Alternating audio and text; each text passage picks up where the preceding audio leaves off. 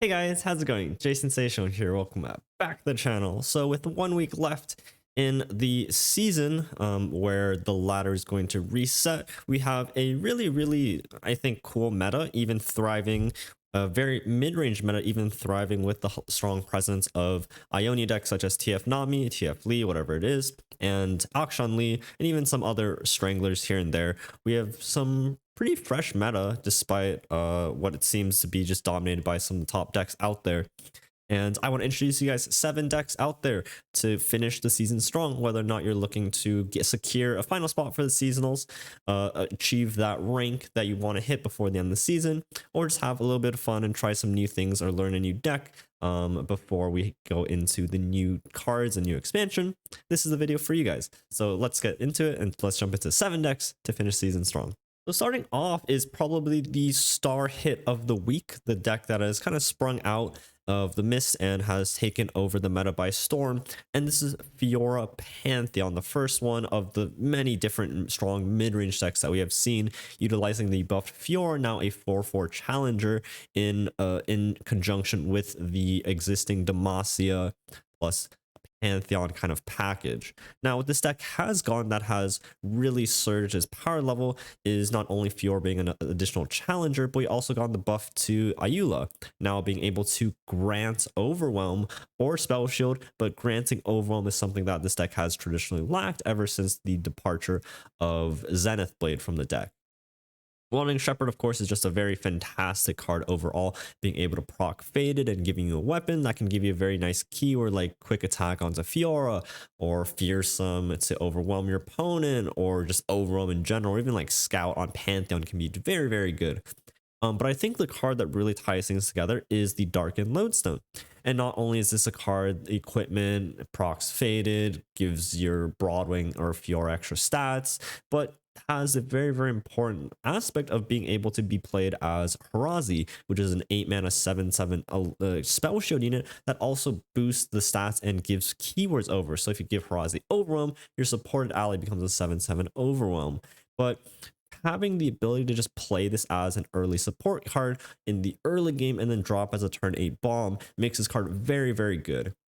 This deck has generally lacked a little bit of some value or draw if you don't quite hit your curve, or if you just like run out of threats. But this deck now has just a constant stream of threats. You have 3 Pantheons, you have the Darkened Lodestones, you have the Saga Seekers if you draw it early. Even Eula giving Overwhelm to like a Saga Seeker can become very strong. And this deck just doesn't seem to run out of threats. You have 3 Guiding Touch and 3 Pales for the draw. You have single combats, concerns, and rally to kind of fight things off. Very powerful deck, pretty solid into most things, and even does okay into Ionia decks. So just a very solid contender going into the meta if you haven't tried it out yet.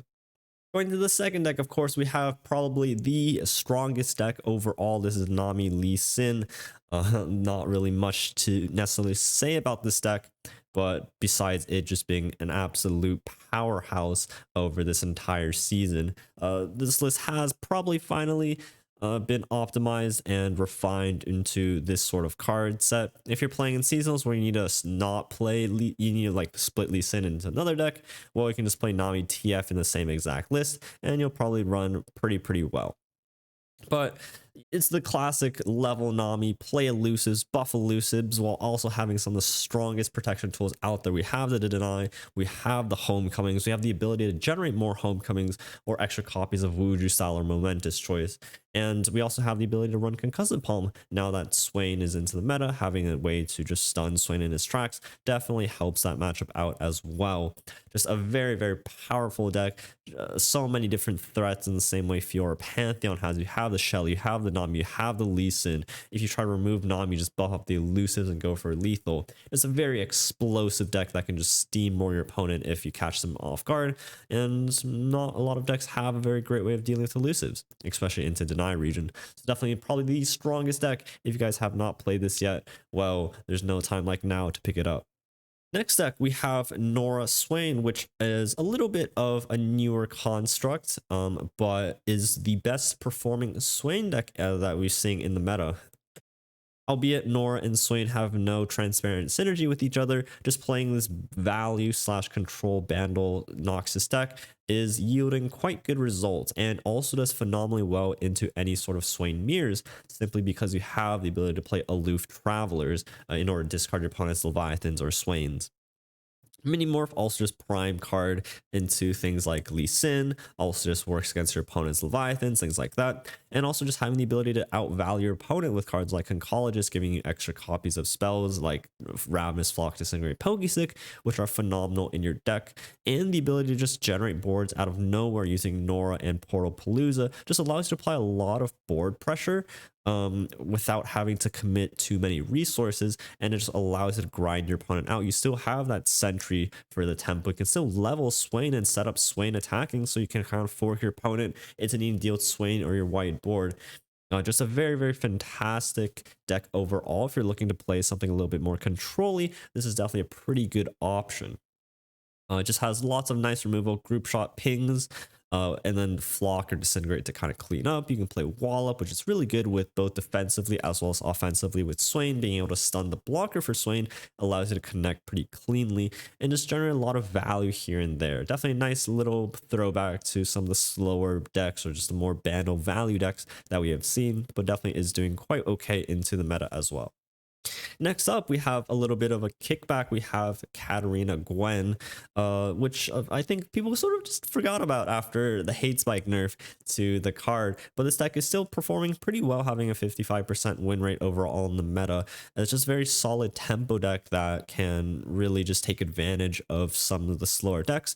Having both the Katarina rally threat is just so big into some of the slower decks like Ionia, while also having cards like Fallen Reckoner combined with Ruined Reckoner just completely stun out some of your, or block some of your opponent's board. If they don't have the units to block, you just really catch them off. And of course, having Eternal Dance as a combo with cards like Katarina or Fallen Reckoner just allows you to generate so much value and so much pressure onto your opponent, with having Harrowing to finish the game off if they're not in pink color.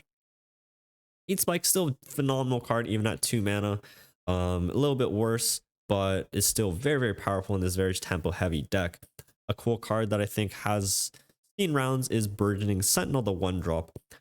It's a fearsome card. It becomes a 3/3, works really well with Glimpse, especially because you're the one most likely applying the pressure in the deck, and you can kind of throw a Glimpse on stack to not only gain the draw, deny your opponent some damage or whatever spell they're casting, and also flipping your Burgeoning Sentinels is a fantastic way to apply pressure.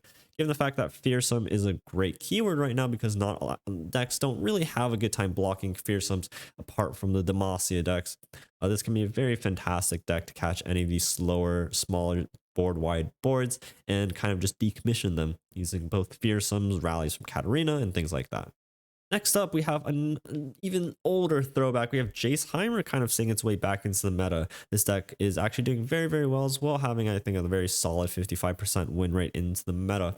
And the reason why it's so good is into those Swain decks as well. Cards like Vengeance and Ruination are very good cards to beat other Swain decks.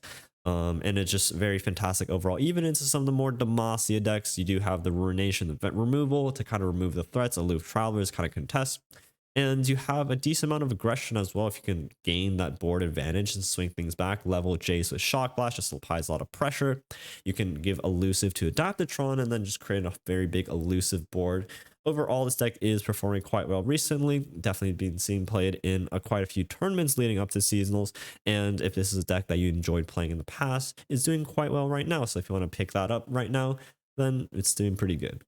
Next up, we have Nocturne with Elise in a traditional Fearsomes deck, splashing 2 copies of Merciless Hunter. This is an Allegiance deck using the Wraith Caller and all the other fearsome cards that really utilizes Nocturne to its fullest. Now, we aren't playing the Noxus version, or I mean, there rather is a Noxus version with fierce the house pet, the 2/1 fearsome spider that does allow you to just actually level Nocturne turn 4, but Merciless Hunter also is an option in this deck as well. But just pretty classic fearsome deck, aimed to really abuse some of your units, especially the Mist Wraith that can scale using both Mist Wraith, Mist Caller, as well as Risen Mist to really bully down your opponent. A lot of Ionia decks right now don't go wide very well and don't have fearsome blockers very well. And even in some decks that just barely make it, that have 3 attack on their units, Nocturne just really decimates that by being able to convert fearsome blockers into not fearsome blockers. And Skitter as well. We have a copy of Atrocity to finish the game, streaming Shadow Isles Tailstones to act as both Mark of the Isles, as well as a little bit of surprise removal or a way to just duplicate your Wraithcaller, as well as Fading Memories is a great way to get this deck continue rolling and having ways of making sure you have enough value, or just a spot check of getting a new Merciless Hunter or Frenzied Skitter onto board can be very, very good. And then last but not least, we have Taliyah Ziggs. This is a more aggressive version of the deck, featuring cards like Bomber Twins, as well as Wastewalker and a one-of Safety Inspector as really, really cute additions to it, as well as Drop the Bomb. 2 damage right now is pretty good, kills things like Nora, Twisted Fate, other things, 2 drops, you know how it goes. But just a very nice combo sort of surprise gotcha deck. Can catch your opponents off guard using a combination of Taliyah into Absolver or Hexplosive Minefield into Unleash Energy. Just a very explosive deck that can aim to just burn your opponent down using both your level champions, Ziggs as well as Taliyah, in dealing damage to your opponent. If your opponent isn't used to this sort of game plan, you can easily just roll your opponent over, abuse your vulnerable landmarks like Rock Hopper as well as Unraveled Earth, and just get those value trades that you need, either abusing Taliyah or the damage from Ziggs. Also, being in Shrima, we do have access to Deny, so being a combo deck with Deny that's not necessarily needing to be locked into Ionia can be a very, very good way to catch your opponent off guard as well. It's a very explosive combo deck. Applies a lot of pressure. You have scaling units like the Wastewalker, you have the Endless Vault that doubles up, and you have the Safety Inspector as a little bit of top end to apply a little bit of extra reach or just a bit of a spot removal. But definitely a very, very cool deck that is definitely a little bit slept on, but it's pretty cool, and recommend you guys check it out. But that's going to be it for the 7 decks leading into the last week. If you guys didn't see the expansion trailer already on the Play Runeterra YouTube page or their website, I think you guys should check it out. It's super hype. But we'll have what's it called? We'll have the card releases, the teasers coming up soon, so look out for those videos, as well as some of the seasonal kind of teasers here and there. But thank you guys so much for tuning into the channel. This has been Jayce Sensational. I hope you guys enjoyed the last week before the season ends, and really excited for the next set. So I'll leave all the deck lists for these decks down below in the descriptions. Feel free to check them out. But thank you guys again, and I'll catch you guys tomorrow for another video. Peace out, guys. Have a good one.